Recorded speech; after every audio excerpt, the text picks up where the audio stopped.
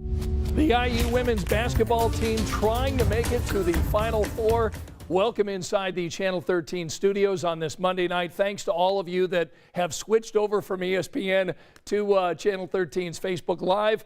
The Lady Hoosiers of IU right now at halftime trailing Arizona 27-23, trying to win tonight and get one step closer to a championship. So go IU women's basketball team. They're in San Antonio tonight. We'll keep you up to date and have more on that coming up on 13 News at 11 o'clock. During this Facebook Live edition this evening on this Monday night, we're going to be talking about the Derek Chauvin trial that got underway today in Minneapolis. We'll be talking with Steve Jefferson, our colleague, who's up there covering this historic trial. We'll be talking with Steve coming up in a moment, ask him about the day's events.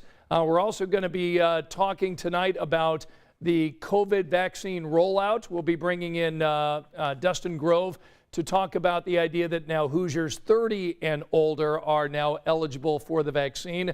And on Wednesday, it drops to Hoosiers 16 and older. We'll get into that and find out how easy or difficult it is to get a vaccine appointment here in the state of Indiana. But we do want to begin tonight with Angela. Welcome to you, my friend, on this Monday night. How was your weekend? Weekend was great. The weather was crazy. I know. Saturday was like a dream, and then what happened on Sunday? What happened on Sundays, we had those storms Saturday night, and then what was left behind, just kind of a cold, cloudy, windy day. And it's going to be interesting. We have another 2 days very much like Saturday and Sunday on tap for Tuesday, Wednesday this week. Yeah, we heard you mention on the early news you've got to bring your sunglasses one day and the heavy coat the next, right? Yes, and keep the heavy coat handy. We'll have a couple of mornings later in the week in the 20s, so a hard freeze. I know. And I heard you asking Ann if she had put her pansies in yet, and I don't think she's gotten to it. She is not. Those, I think, will survive a couple of mornings in the 20s. That they're hardy like that. But if you've started planting anything else, it's going to be a couple mornings where you're going to want to cover them up. So.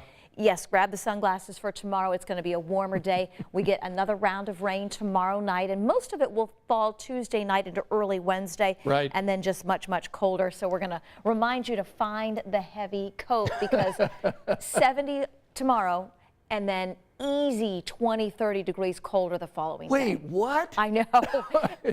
These ups and downs are so crazy this time of year. Yeah, it sure is. And of course, coming up on 13 News, we'll be talking about the weekend already because it's never too early to start talking about the weekend. And of course, we got Easter coming up on Sunday, don't we? Yes, we do. And an early look. Pretty nice. All right, very good. Well, we'll get back to you coming up in a moment. Angela, thank you so much for that sneak peek at our forecast. It can be a kind of an up and down wild week of weather.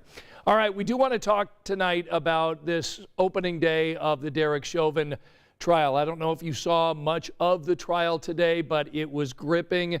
It was stunning. It was sad. And the video was played in its entirety. What we thought was a little over 8 minutes of Derek Chauvin with his knee on George Floyd ended up being 9 minutes and 29 seconds. That was played in its entirety today as part of the opening statement in Minneapolis, as this former Minneapolis police officer is now facing 3 criminal charges in the death of George Floyd. And our crime beat reporter Steve Jefferson is in Minneapolis. He's going to be there for the entire trial. And I talked to Steve a little bit earlier tonight about the idea that the prosecutor in the case wanted to show that video. Here's our conversation. It was no surprise. They showed the infamous video of George Floyd with the former Minneapolis police officer Derek Chauvin's knee on his neck. They actually showed that to the jury. And during opening statements, for example, one juror just grabbed her chair. Many of them have seen at least portions of that video before, but there were a couple of jurors who had not seen it. Opening statements for that hour for the prosecutor, he laid out what they would try to prove, and that is that Derek Chauvin is responsible for the death of George Floyd. And again, he took about an hour during his opening statement. Steve, let's talk about the defense. What was Derek Chauvin's attorney trying to do today in his opening statement? Now, in much of his opening statement, he wanted to show, to to jurors that he would be presenting the fact that he's saying that Derek Chauvin followed his training. As you know, the jury, all they have to do is get one juror who, will be willing to acquit Derek Chauvin. And so he basically laid out, that's what he would prove, that former Officer Chauvin was doing his job, that he was following his training.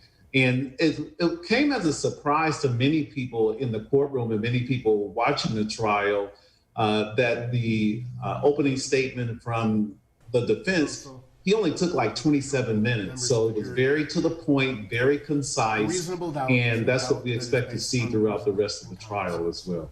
Tell me what it is like as a reporter to be covering this trial in the midst of a pandemic. Yeah, it's first of all, it's an honor to be part of this part of history, to cover this trial. One of the reasons Judge Cahill opened it up to being broadcast is because we are in the pandemic and there's a limited number of people in the courtroom. All the jurors are separated 6 feet apart. The defense and the prosecutor, they're separated by plexiglass. The judge is behind plexiglass. The witness stand is surrounded by plexiglass.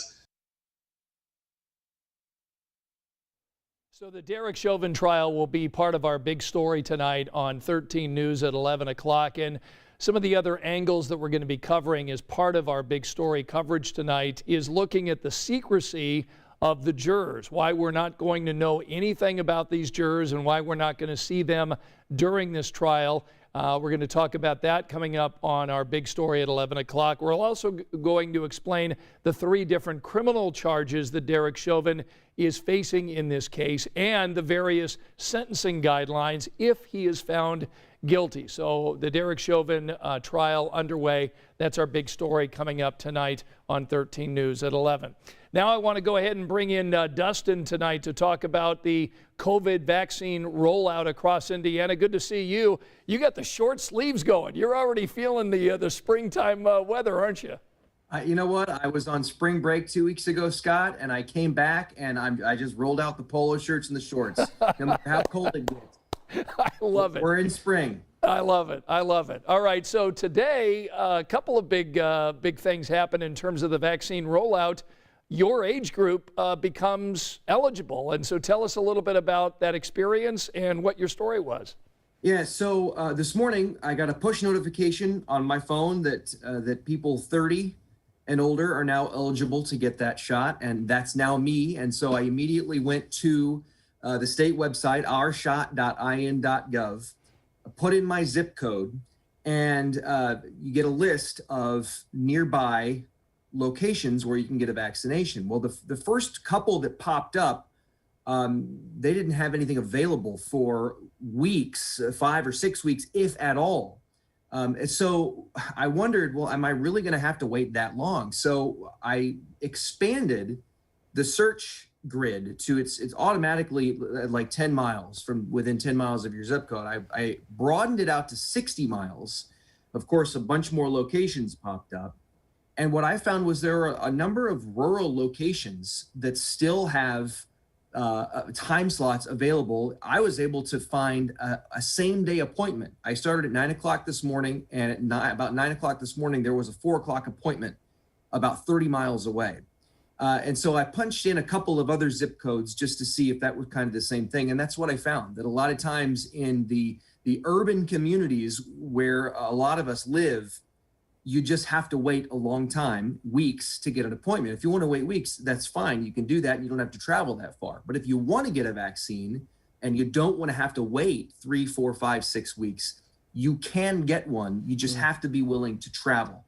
And so that's kind of what I talk about in my story at 11 o'clock tonight. It's kind of like a video diary. It's basically showing people, hey, here's what I did. Here's how I kind of looked around beyond and kind of did some digging to find some appointments that were, like I said, same day or within the next 48 hours. Right. That's really interesting. So let me ask you a question in this regard.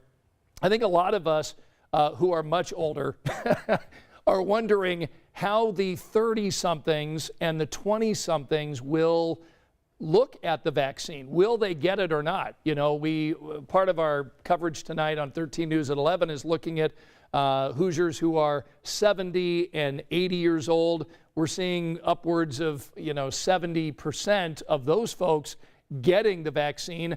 Just based anecdotally with your friends who may be in the same age group, what are they telling you? Are they going to go ahead and get this, Dustin, or are they saying, no, I'm not going to get it? This is fascinating. It's a great question. I was at a gathering a couple of days ago with some people my age, and I got to tell you, it was about 50-50. And it's really a part of of everybody's conversation. It was, hey, are you going to get the vaccine? Are you going to get the vaccine? Why or why not? Personally, I've decided I'm going to get the vaccine just so that I can have a card that says I've been vaccinated, so that I can travel easier. I do a lot of traveling, of course, with my job. But there are some people who just say, yeah, I'm not going to do it. You consider, the flu shot, for example, and we know that obviously the flu is different than COVID-19, but it's kind of the same thing. If you go back, in the past and ask people, did you get a flu shot this year? Nah, I didn't get a flu shot this year. Did you get a flu shot? Yeah, I got a flu shot. So it's kind of just the same type of conversation among people my age. I personally, I would have guessed that more people were going to get it.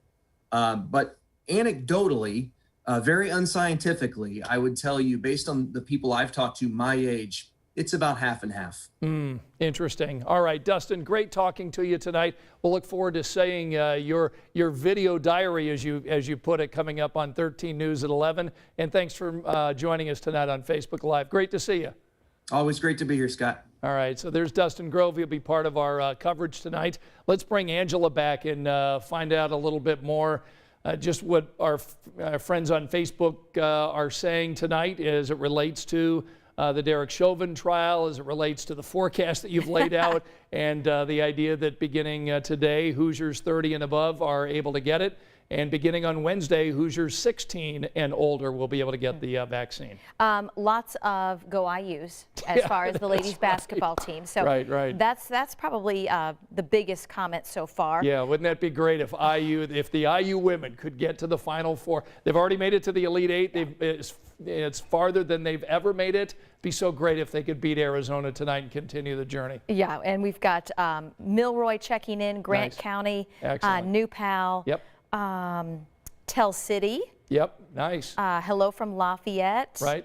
We've got a hi from Plainfield, a hi from Gas City. Great. And then a comment about the beautiful worm moon. And you said, well, what's a worm moon? Yeah. Well, I don't think I've ever heard of a worm moon. Is there such a thing? Yes, technically there is. I had to look it up. And actually there's just about a name for each month's full moon. Right. And basically the worm moon is the full moon in the month of March. Ah, okay. So other full moons coming up, if you believe all of this, and I guess. The full pink moon is in April. Okay. The full flower moon is in May. Right. Let's see here. Where else? So it's not enough anymore just to call it the full moon. No, they all have names. Full strawberry moon coming up in June. I probably would like that one. The full harvest moon, which makes sense in the fall, in September. Yep. The full hunter's moon, I've heard of that one in October. A full cold moon in December. Yeah. I mean, okay. Come on. So, it has to do probably with the month and what's going on as far as, You don't think there's a bunch of scientists sitting in a boardroom somewhere, going in December? What can we call this? The full cold moon. Yeah, that'll work. Brilliant. Halftime, by the way, Arizona 27, IU women 23. Yeah, just so close. We're going to need to mount a comeback here in the second half.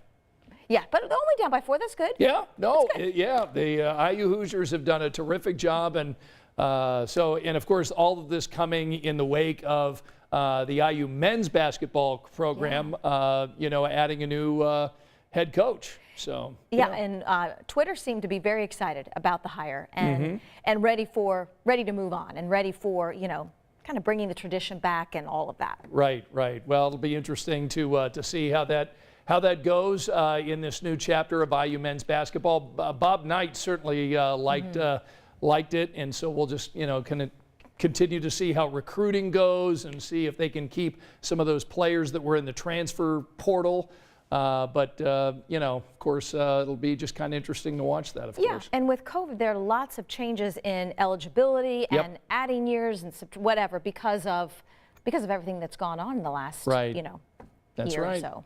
All right, so again, sunglasses and a heavier coat needed this week, right? Sunglasses tomorrow, heavy coat Wednesday through at least Friday morning. Okay, very good. Oh man, that's a long time to have to wait. Yeah, unlike the weekend when it was just yesterday and we had a nice rebound today, it's going to be a couple days of chill before we get to that rebound for Friday and the weekend. Okay, all right, very good. Good to see you again, Angela. Great to get the work week started with you.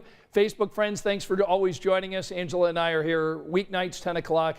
And thanks so much. We're going to let you get back to basketball over on ESPN. Root on the IU women, and we'll see you back here for 13 News at 11. Good night.